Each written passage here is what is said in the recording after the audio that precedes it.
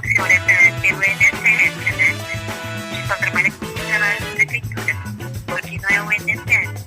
Porque não é o INSS. Podcast não é do INSS.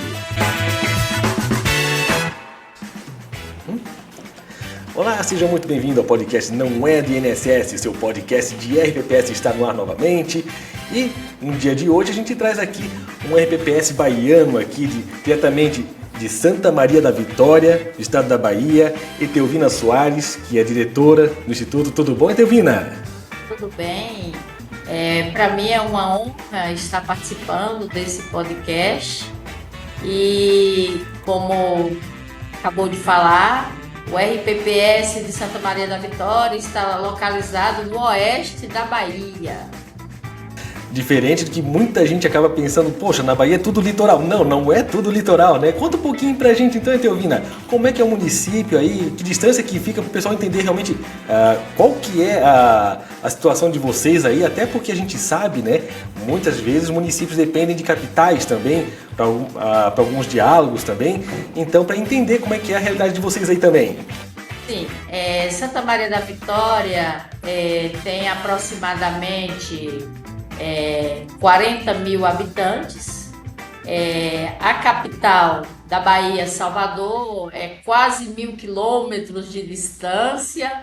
Tanto é que a gente aqui de Santa Maria da Vitória é mais comum ir a Brasília, que é mais próximo, do que a capital, Salvador. E assim, é uma cidade que a maior fonte de emprego é a prefeitura. Infelizmente, a gente falta investimento, né, de fábricas, de empresas na nossa cidade. Mas isso é uma realidade realmente de vários municípios, né? O executivo acaba sendo o maior empregador do município ali, né? Eu acho que seja, não vou dizer que seja exceção, mas seja minoria, né? Ter lugares onde outros empregadores conseguem ter uma força de trabalho maior do que o próprio executivo. E aqui a gente tem o Rio Corrente, né?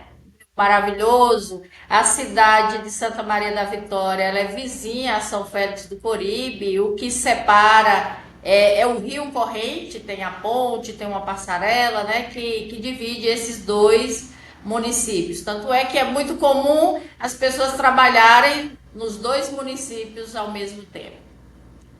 A realidade também é que eu, pessoalmente, eu acabo tendo exatamente isso, que é um rio que corta aqui de um município para o outro, são 300 metros de distância ali, e a gente vê essa realidade. Várias pessoas que realmente trabalham nos dois municípios ali, né? E, principalmente, a categoria de professor tem muito disso, né? De conseguir se deslocar com mais facilidade entre municípios, né? Sim. Professor, o pessoal da enfermagem também. Certo. E, como você falou, são 40 mil habitantes aí, né? No município. Aproximadamente. E qual que é a massa de segurados que vocês possuem entre servidores ativos, né, do próprio ente, né? E quantos aposentados e pensionistas vocês possuem hoje aí no Instituto? Servidor ativo está em torno aí de 1.115 ativos, né? Aposentados, nós temos 326 aposentados e 74 pensionistas. É uma média considerável, né? Praticamente 400 aposentados e pensionistas, um pouco mais de 1.100 ativos. A massa de ativos é pequena em relação aos inativos, né? Tanto é que é uma luta da gente, assim, é uma cobrança, a realização de concurso público, né? Porque aqui no município de Santa Maria da Vitória, o último que foi realizado foi em 2015. Então, muitos servidores já se aposentaram, principalmente da educação, né? O ano de 2023 aposentaram mais de 60 professores, né? Então, aqui no município, a gente percebe que o número de professores contratados superam os efetivos. E aí a arrecadação, né, que as contribuições que eram para serem vertidas para o RPPS está indo para o regime geral. Entendido. Que é um outro problema para vocês resolverem também, né? Porque além de ter pouca massa de ativos entrando, contribuindo, tem outra fatia que vai para o regime geral também, né? Sim. Isso mesmo. E pelo que eu vi aqui, inclusive, né, na última avaliação atuarial que eu acabei encontrando no site de vocês lá, ele estava dando um déficit já orbitando mais ou menos 309 milhões de reais. Não sei como é que foi o último resultado agora, porque foi muito recente, né? Então acredito que ainda está todo mundo digerindo agora, início de abril, está todo mundo digerindo a sua última avaliação atuarial, né? Então, do que eu vi, passava de 300 milhões já. E um plano de equacionamento perto de 1 milhão mensal. E aí é bom a gente fazer esse raciocínio que com 40 mil habitantes, você ter 1 milhão dedicado só para equacionamento já é uma fatia gigante, né? E além disso, outros acordos de parcelamento que vocês possuem, 5 acordos ao todo, pelo que eu tinha notado, que somado já dava mais de 300 mil mensais. Como é que foi desde então, ou desde essa penúltima avaliação atuarial para a de hoje, né? Como é que tem sido essa situação para vocês aí e principalmente conversar com o ente a respeito de um tema tão indigesto? Então, a situação do déficit atuarial e financeiro, né? A cada ano vem crescendo de forma significativa, tanto é que a reavaliação de 2025, né, que o mês focal é dezembro de 2024, esse déficit atuarial já passou dos 306, né? Está em 333 milhões, né? E é uma situação difícil porque com um déficit tão alto, o Poder Executivo houve uma audiência no Ministério Público, envolvendo vários segmentos, como o Poder Legislativo, sindicatos, o próprio Poder Executivo, tinha o inspetor do TCM Bahia participando juntamente com o Caprevas nessa audiência, e aí, por conta, né, da alíquota patronal que estava em 36%, aí o gestor falou da dificuldade de estar fazendo os repasses, né, da cota patronal.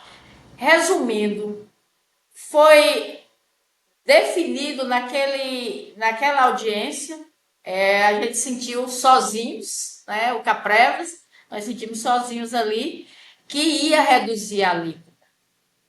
E a alíquota foi reduzida. A justificativa ia reduzir a alíquota, porém o município estaria repassando para o RPPS o valor suficiente para pagar a folha dos benefícios permanentes. Dessa forma, o que está aplicado na poupança, né, que está lá nos nossos, o recurso aplicado, a gente não ia mexer. Mas na prática não foi bem assim, né? Então, foi encaminhado imediatamente um projeto de lei para reduzir a alíquota, a suplementar foi reduzida, e isso foi em outubro de 2024, e até o momento não está sendo repassada essa alíquota na integralidade para o RPPS. A partir de dezembro foi repassado somente a parte da educação. Foi dezembro, janeiro e fevereiro. Então, assim, o déficit financeiro em mais de 300 milhões, como eu falei. E o déficit, o financeiro não, o atuarial. E o financeiro já supera 1 bilhão mensal. Então, a cada dia, né, cada mês, os recursos reduzindo e o número de aposentados, pensionistas, crescendo. Como foi dito aí por você, tem ainda os acordos de parcelamentos, né? No momento são 6 acordos, a maioria deles são reparcelamentos em 240 meses, que teve aí uma portaria, né, da gestão aí anterior, Secretaria da Fazenda, na época ainda acredito que foi do governo Bolsonaro, né, que em 240 meses, em 2022, foi em 2022, e aí foram reparcelados em 240 meses. E temos aí mais 2 parcelamentos, um em 48 meses e outro em 60. E o que mais, assim, claro, a gente gostaria muito que os repasses foram feitos regularmente, em dia, na sua totalidade, porém, há essa possibilidade de fazer parcelamentos e até reparcelamentos, mas o que nos deixa assim, um tanto entristecidos é porque os parcelamentos e reparcelamentos ainda não são pagos em dia, né? Atrasos, e muitas vezes a gente gera as guias do valor juros e multas, nem o principal não está sendo pago em dias, né? Claro, o Caprevas, o RPPS, não é para inviabilizar o município, né? A gente não quer inviabilizar o município. Porém, o município também deve ter um olhar, não é, para com o Instituto. Porque aqui é o maior tesouro para o servidor público, né? E que se, claro que a gente não quer que isso aconteça, dos recursos acabarem, porque se os recursos acabarem do Instituto, todo o município será penalizado, né? Então, há essa preocupação, a gente tenta estar dialogando, né, com até o próprio servidor, falando, alertando dos riscos que todos estão correndo. A gente realiza audiência pública, né, as reuniões com os conselhos aqui são periódicas, comitê de investimentos. Recentemente, nós fizemos uma reunião na Câmara de Vereadores com a contamos, né, que na verdade foi uma decisão até dos conselhos para realizar essa reunião com o Poder Executivo e vereadores, mas assim, a gente sente essa dificuldade de entrar em um consenso, a administração com o Capreves. Não, e a gente fica aqui imaginando, né? Um déficit financeiro de 1 bilhão, como você citou, né? É um volume que eu não consigo imaginar esse valor, na verdade. Enquanto regime próprio, eu não tenho esse valor, né? Então, a gente começa a ver o quanto que uma ação de você fazer um parcelamento, aí como você falou, são outros reparcelamentos, ou seja, já começou a dar uma pedalada lá atrás, mais uma agora, e vai continuando, e mesmo com os reparcelamentos ainda não quitam os reparcelamentos.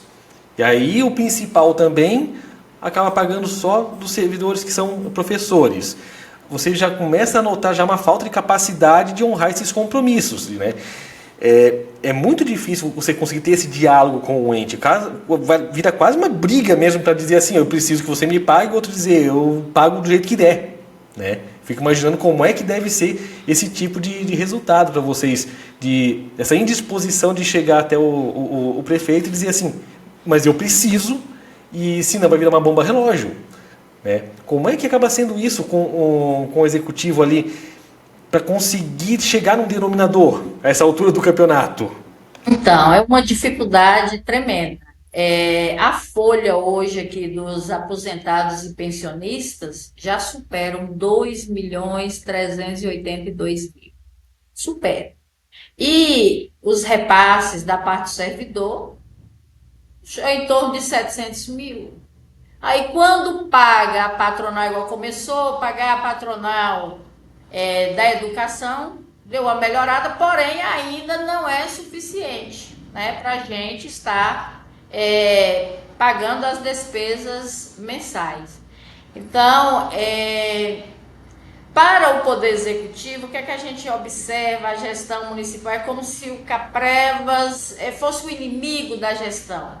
E a gente tenta estar alertando que a gente está aqui para defender, não é, os interesses, não do servidor, do município, do próprio município, né? Porque com nós não estamos aqui, como eu disse anteriormente, para inviabilizar o município, né? Mas a gente tem que procurar estar dialogando, ouvindo as duas partes e, na medida do possível, estar atendendo as duas, né? Facilitando aí o trabalho da gente e também do município. Mas é uma dificuldade muito grande e eu confesso que às vezes a gente até esmorece um pouquinho, né? Aqui em Santa Maria da Vitória, a lei permite, né, que o presidente do instituto ele seja eleito pelos próprios servidores, né? Então aqui há eleição para a escolha do presidente e vice-presidente, né? O tesoureiro é uma indicação do Conselho de Previdência. Mas mesmo que já eu acho que é um avanço muito grande, né? De não ser indicação, mas a gente tem essas dificuldades. Tá gerindo, né, os recursos aqui do Instituto. Porque o que é que a gente percebe? Não dá para a gestão do Caprevas fazer ter uma boa atuação se não está acontecendo os repassos, os recolhimentos previdenciários. Não tem como. Então a gente fica assim de mãos atadas para poder estar desenvolvendo o trabalho. Não, e nisso aí, né, como você falou, né, não consegue desenvolver bem o trabalho. Eu costumo dizer que o RPPS tem vários pratos para estarem rodando ao mesmo tempo, né? Você tem essa parte atuarial, você tem a parte de investimentos, você tem toda uma parte de benefícios ali a conceder com o Prev. E quando você vê que uma atuação como essa que depende de outros, como essa do executivo, começam a falhar, você já começa a ter o trabalho prejudicado, né? Até marquei aqui uma pergunta aqui para fazer para vocês de que a carteira de vocês estavam com 80% em renda fixa no ano passado, né? E encerrou com quase 70% da meta no ano passado. Uma coisa qual que é a expectativa de vocês e qual que é a estratégia de vocês para montagem de carteira? Outra parte é como fazer diante desses problemas, porque você começa a pensar, eu não vou ter receita de forma certa, essa receita recorrente ela não vai ser certa. Como fazer então um rebalanceamento da estratégia diante dessa problemática? Então, é outra dificuldade, né, que a gente tem aqui, que a gente enfrenta, que eu acredito que é uma situação de outros RPPS. Nós temos aqui a maior concentração são fundos conservadores, renda fixa. Mas a política de investimentos nossa nos possibilita de estar aplicando pequenos percentuais em renda variável, né? Então, quando acontece de um fundo de renda variável não tem uma boa rentabilidade. Meu Deus, aí o pessoal começa, os conselheiros, gente, está perdido, para que essa assessoria de investimentos, por que não vai aplicar em renda fixa, né? E aí a gente sabe que a renda fixa, o valor é bem, a rentabilidade é muito pequena, né? Então, hoje, a carteira de investimentos nós sofreu algumas alterações no início desse ano, em março, né? Tanto é que a gente fez resgates de fundos totalmente para estar aplicando em fundos mais conservadores, né? Diante desse cenário político, econômico, né? Que o Brasil aí enfrenta, principalmente econômico, e também a questão do interior, né? Do exterior, melhor dizendo, que implica também na rentabilidade desses fundos. Mas assim, a gente está sempre dialogando, né, com a assessoria de investimento e procurando uma melhor saída aí. Porque para quem trabalha mais com renda variável, sabe que é inglório nesse momento você competir com o título público pagando 7,50 ao ano, IPCA mais 7,50. Então, para quem tem caixa e tem essa previsibilidade de valores, você já consegue pegar curvas com esse vencimento mais interessante para a RPPS, mas para vocês que têm esse problema de não saber se no mês seguinte vai chegar o valor inteiro, integral, se não vem, começa a ser um pouco mais desafiador você pensar em bater meta, você já pensa mais na sobrevivência, né? De conseguir ter o dinheiro no final do período, que seja no final do ano, por exemplo, de conseguir pagar, honrar os compromissos de vocês, né? Isso. Então é uma preocupação muito grande. Tanto é que há até a possibilidade de estar fazendo o empréstimo, né, consignado. Mas como é que nós vamos arriscar a emprestar, sendo que está tão indefinido, né, a questão dos recursos aqui para nós do Instituto. Até porque, no consignado, na última linha, o ente acaba sendo fiador no consignado. Ou seja, se o beneficiário que for pegar o consignado não conseguir honrar o compromisso por algum motivo, quem paga na última linha é o executivo para o RPPS. Como é que ele vai honrar se já está com dificuldade de honrar o que já é, não vou dizer que é permitido, mas o que é obrigatório dele honrar o compromisso? Fica mais difícil até mesmo de implementar um consignado. E não estamos nem falando aqui de capacidade do pessoal, corpo técnico, sistema, para poder rodar isso, né? É capacidade de o fiador realmente conseguir bancar isso no final do período. São muitos empecilhos, né? Muitos mesmo. E uma outra parte que também acaba ajudando, também até na parte de avaliação atuarial, como a gente estava falando no início daqui do nosso bate-papo, é a questão de um censo previdenciário, né? E o relatório de vocês do controle interno, se não me engano, de outubro do ano passado, ele recomendou a realização de um censo para ser feito ainda em 2024, que aí contemplasse todo mundo, servidores ativos, inativos e pensionistas. Como que tem sido dada essa questão de realizar um censo, até porque a gente sabe que o censo ele tende a trazer uma realidade melhor para as futuras avaliações atuariais. Como é que tem sido essa conversa para conseguir realizar esse censo? Então, o censo aqui, que é até obrigatório, né? No máximo, aí a cada 5 anos, ele precisa ser realizado. O último, ou melhor, o anterior foi realizado em 2019. O ano passado, em 2024, finalzinho aí do ano, a partir de outubro, foi realizado o censo aqui, com todos os servidores. A princípio, até para isso a gente teve uma certa dificuldade, né? Porque para fazer com que o servidor realmente reconheça que é importante fazer o censo previdenciário, né? E aí nós fizemos um trabalho mesmo no corpo a corpo, de ir até as secretarias do município, conversando, orientando, falando da necessidade. E assim, no final, o resultado foi positivo, né? A grande maioria dos servidores, eles fizeram o censo. Tanto é que no decreto, tinha um decreto, né, municipal, que dizia que se o servidor não fizesse o censo, que o salário, os seus proventos poderiam ser suspensos, mas assim, a maioria dos servidores fizeram. Aqui a gente também, infelizmente, para você ver a importância de estar atualizando os dados, né?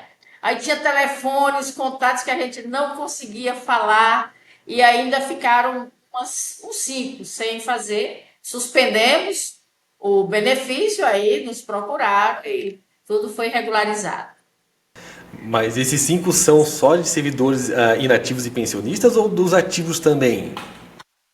Inativos, ativos mais, só que lá não houve a suspensão. Não houve. No final não houve. Não fez, não fez. Aí fica essa dificuldade para a RPPS também, né? De fazer Também. valer o que está no decreto. Não foi 100%. Sabe mais ou menos como é que foi essa margem dos ativos lá quanto à adesão ao censo deles? Como? Repete. Você sabe como foi a adesão do pessoal dos ativos?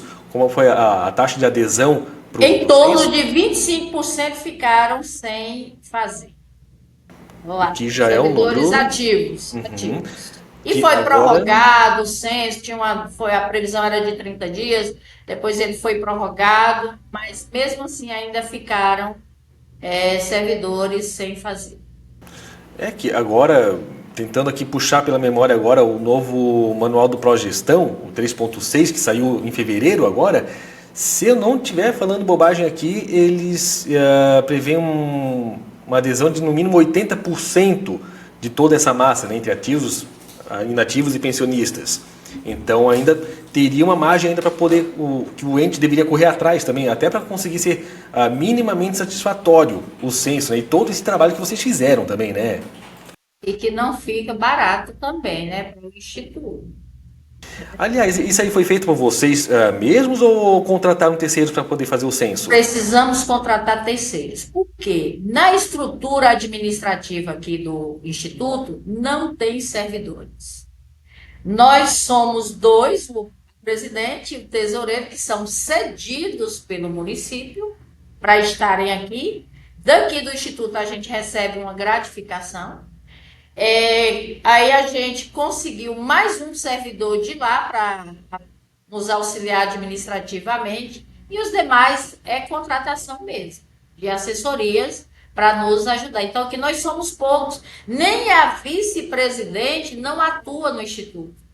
A lei é só para composição de chapa. Aí nós encaminhamos um projeto no início de 2023. Até também esse projeto contemplava pagar jeton para os conselheiros, né? E aí, infelizmente, tivemos audiência apresentando o projeto de lei, primeiro reuniões com o Poder Executivo, Legislativo e conselheiros, para depois audiência. E aí, só então da audiência que nós encaminhamos o projeto para o Poder Executivo, para dar andamento. E, infelizmente, não foi avante, né? Então, é isso. Ou seja, o Caprevas hoje é baseado com 3 pessoas, que é a diretora, a tesoureira e mais um administrativo. Todos os 3 são cedidos da prefeitura, mais os conselhos que não recebem jeton. E qual que é o tamanho do patrimônio que vocês hoje têm que guardar? Olha, nós chegamos em 65 milhões. Agora está em torno de 55. 605 milhões já foi? Não, 65 65, perdão. milhões e Aham. hoje em torno de 55. E aí com Nos 50 últimos, milhões, 50 milhões vocês guardarem patrimônio e não ter o pessoal do conselho não conseguir receber um jeton para conseguir ajudar a guardar os 50 milhões, é difícil. então, aí o que é que ocorre? A lei daqui do Instituto não prevê o pagamento para os conselheiros. No caso, a prova para adquirir a certificação, tem que pagar uma taxa. Aqui a lei não prevê para os conselheiros, mas o Caprevas oferece o curso preparatório. Aí a gente contrata uma empresa, a empresa vem e realiza o curso. Tanto é que em 2023 teve o curso preparatório, foi 2023, teve o curso. E aí, o que é que nós fizemos? A gente foi nos segmentos, sindicatos, Poder Executivo, Legislativo, pedindo, solicitando que pagasse as inscrições dos conselheiros, porque a lei que não previa. O que é que ocorre? A minoria fez, e quem fez foi pelo sindicato, via sindicato, os que fizeram. Então, aqui nós não temos conselheiros certificados. Fizeram e, infelizmente, também não conseguiram. Aqueles que fizeram, que eu tive conhecimento, foram 3. Olha que os conselhos aqui são 12 titulares, porque é 6 do Conselho de Previdência, 6 do Conselho Fiscal, com seus pares suplentes, né? E aí só 3 fizeram e não conseguiram Meu a certificação. Deus. O comitê aqui, a lei prevê 5 membros. A lei já diz, o presidente do Instituto, que é a lei aqui, a municipal nossa, 934, de 2014, diz que a presidente ou o presidente do Instituto obrigatoriamente é o gestor de investimentos.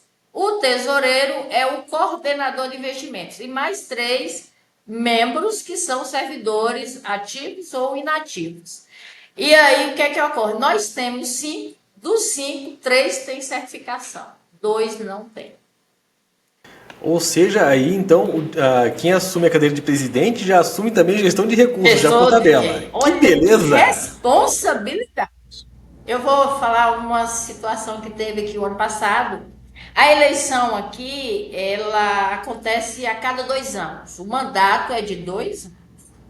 Aí o ano passado, eu sinceramente eu não estava, a eleição foi ano passado, eu não estava mais disposta a candidatar. Eu falei que eu não queria mais. Eu poderia, que eu já tinha sido eleita para assumir 2022, 2023, e 2024 eu não queria, né? Candidatar mais. 2023, 2024, agora 2025, 26. 2024 teve a eleição. E aí eu falei que eu não ia. A gente fez a publicação, a divulgação, né, o edital, né, de convocação.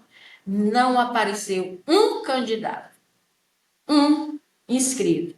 E aí, claro, como eu dizia que eu não ia e eu realmente eu não tinha interesse de me candidatar, então, para o Poder Executivo, eu acredito que seria viável, porque ia indicar alguém, né? Aí no último momento o pessoal começou a me procurar e me ligar, não, você tem que continuar, você tem que se inscrever. E foi dessa forma que eu me inscrevi, teve a eleição, né? E estou aqui. Mas é um tanto desafiador. Estar aqui não é fácil.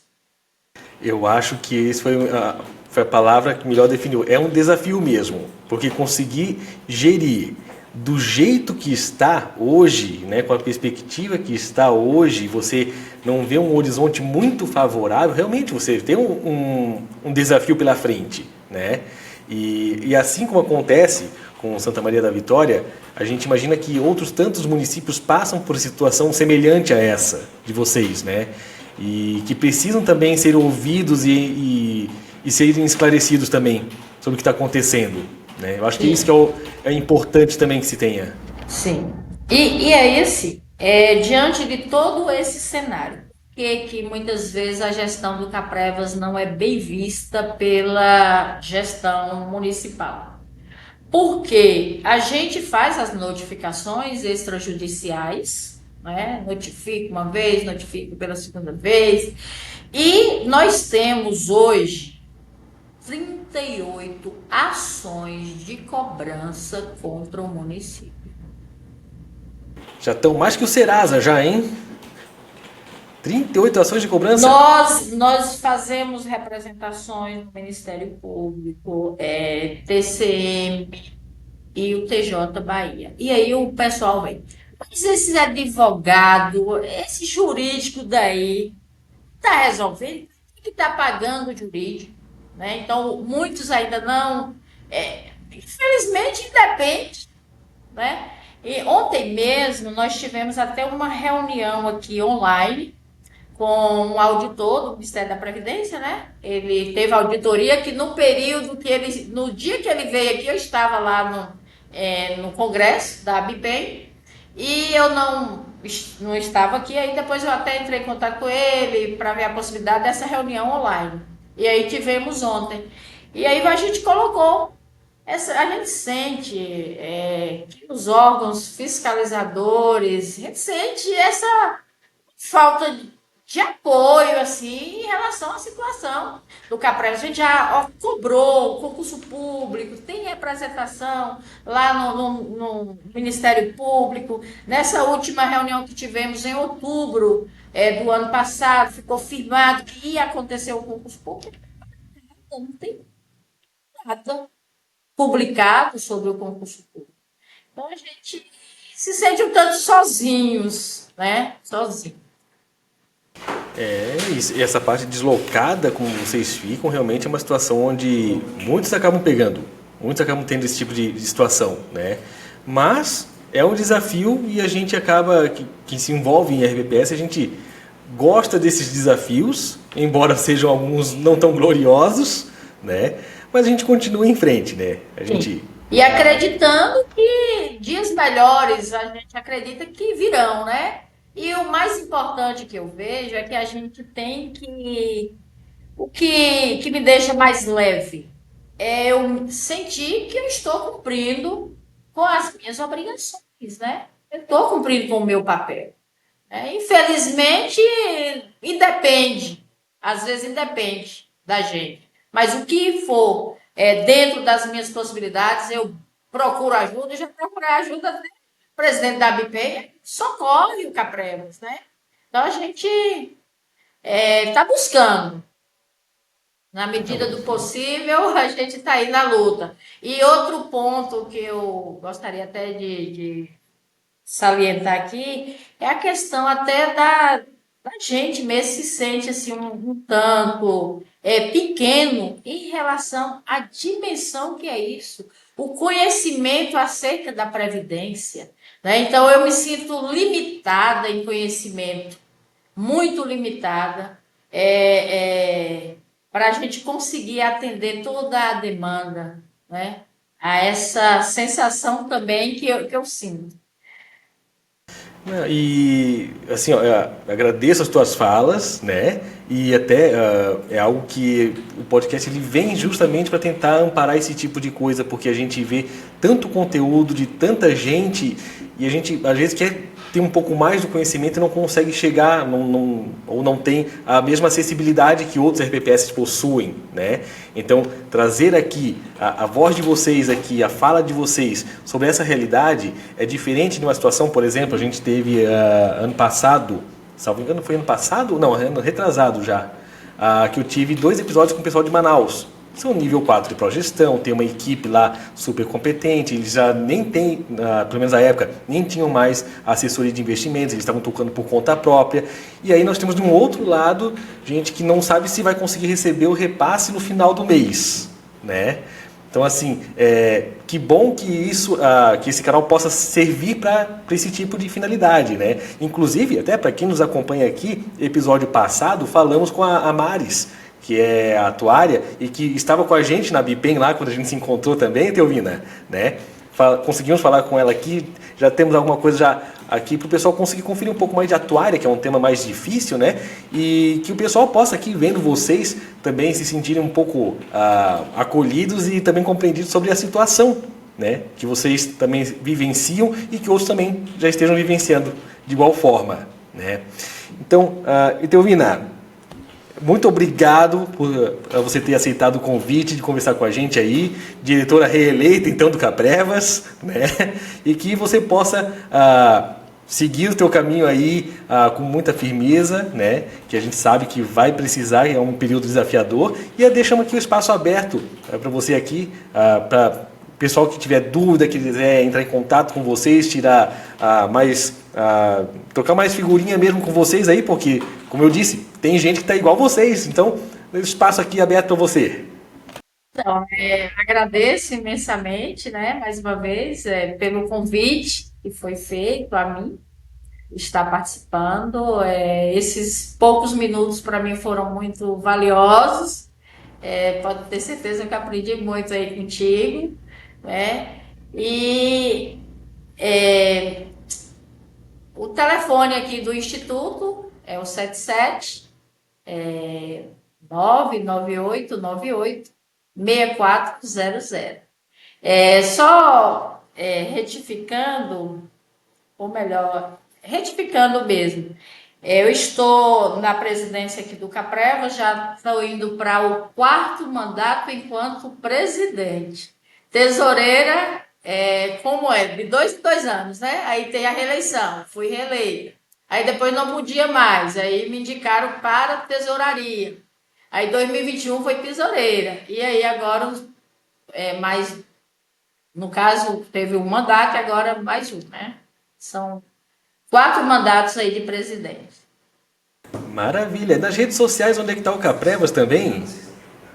Sim, Caprevas @gmail.com e tem o caprevas.com.br, viu? Que é o website do Caprevas.